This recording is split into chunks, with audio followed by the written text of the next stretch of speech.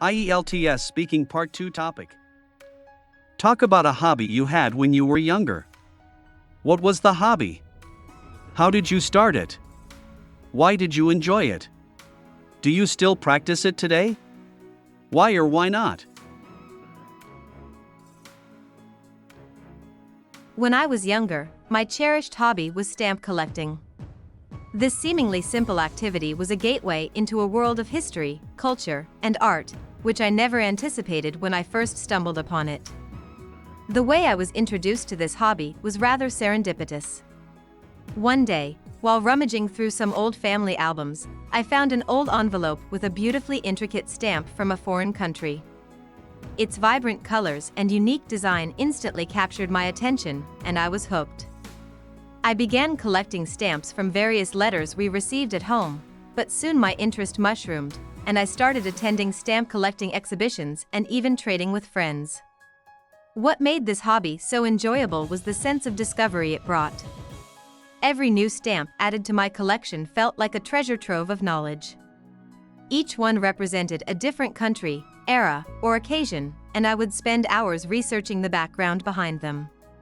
It was as though I was taking a journey around the globe without ever leaving my room.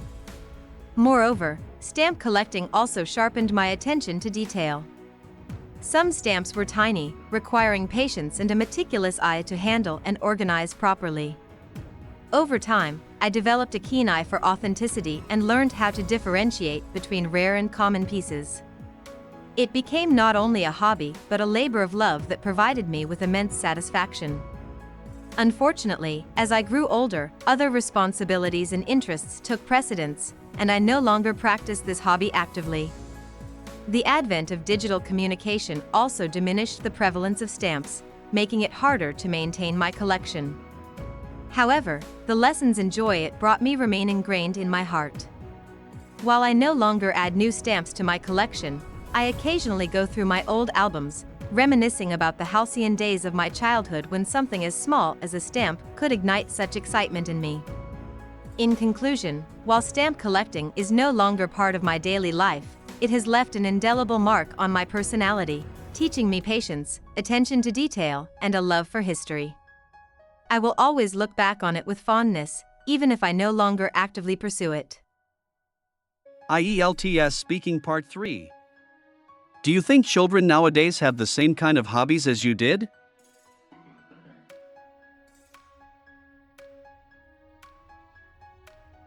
I don't think children today have the same kind of hobbies as I did. With the rise of technology, most children are now more interested in video games, social media, and online content than traditional hobbies like stamp collecting or coin collecting. In my childhood, hobbies were more hands-on and often encouraged creativity and patience. Nowadays, children are often exposed to digital forms of entertainment, which can be equally engaging but may not offer the same tactile experience that hobbies like stamp collecting did. However, there are still many kids who enjoy similar hobbies, but they might be less common. How has the importance of hobbies changed over time?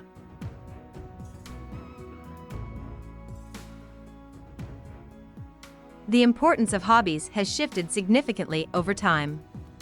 In the past, hobbies were often seen as a way to develop skills, learn something new, or simply pass the time in a productive way. They were a source of personal growth and enjoyment, helping people to relax and unwind. Today, while hobbies still hold value, many people feel they have less time for them due to the fast-paced nature of modern life. Moreover, the definition of a hobby has evolved with the advent of digital platforms, where things like blogging, streaming, and content creation are considered hobbies. Despite the changes, the underlying purpose of hobbies, to provide a mental break and personal fulfillment, remains the same. Do you think hobbies are important for children? Why or why not?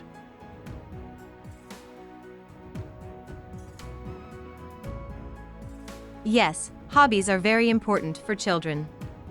They help in the development of essential skills such as patience, focus, and creativity. Hobbies can also foster a sense of achievement and self-confidence when children master something they are passionate about. Additionally, Hobbies provide a break from academic pressures and give children a chance to explore their interests. Whether it's drawing, playing a musical instrument, or collecting items, hobbies can greatly contribute to a child's emotional and intellectual development.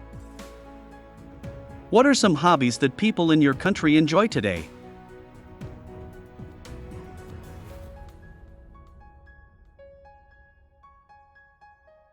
In my country, people enjoy a variety of hobbies. Sports like cricket and football are extremely popular, and many people engage in them for fun or fitness. Gardening, yoga, and meditation have also gained traction as hobbies that promote relaxation and mindfulness. Younger generations are increasingly drawn to digital hobbies such as video gaming, content creation on platforms like YouTube, or even engaging in social media. Traditional hobbies like reading, painting, and knitting still have their enthusiasts, but overall, hobbies have diversified as technology has advanced. Do you think having a hobby can improve one's professional skills?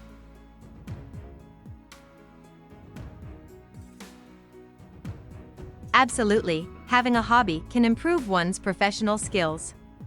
For instance, hobbies that require focus and attention to detail, like painting or photography, can enhance creativity and concentration, which are valuable in the workplace.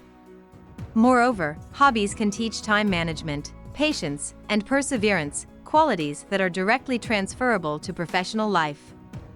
Even team sports, for example, help in building leadership and collaboration skills. So, engaging in a hobby often results in both personal enjoyment and professional growth, making a person more well-rounded and adaptable in their career. How do hobbies help in relieving stress?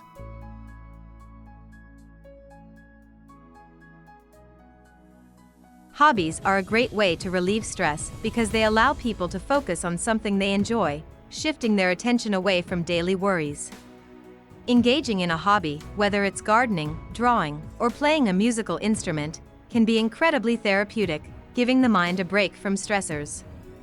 Hobbies often create a sense of accomplishment and satisfaction, which can boost one's mood and overall mental well-being.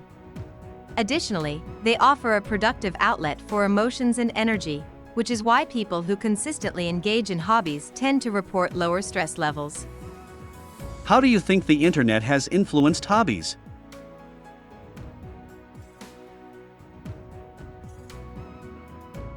The internet has revolutionized hobbies in several ways.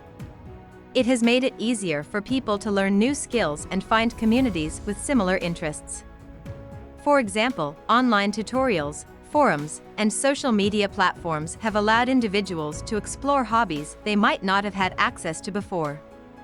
Additionally, many digital hobbies have emerged, such as blogging, vlogging, and online gaming, which are entirely internet-dependent.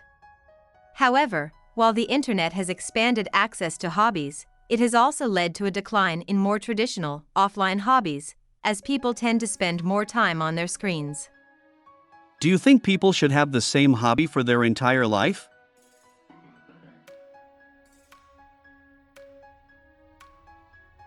Not necessarily.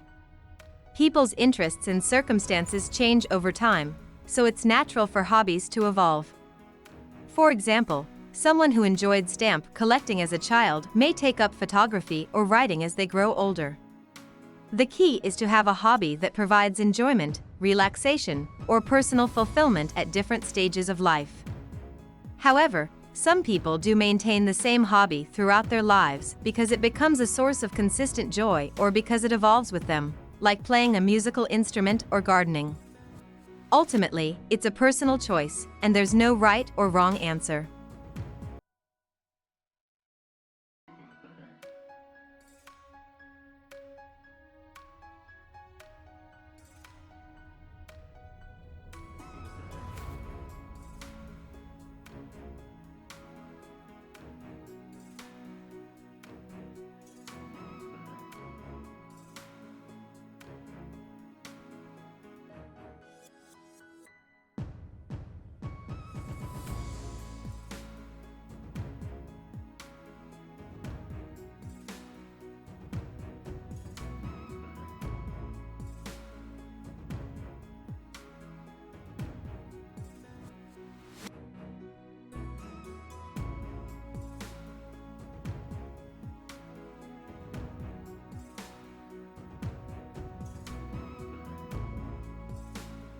Hope you liked our video. Please hit the like button and subscribe to our channel to keep us motivated.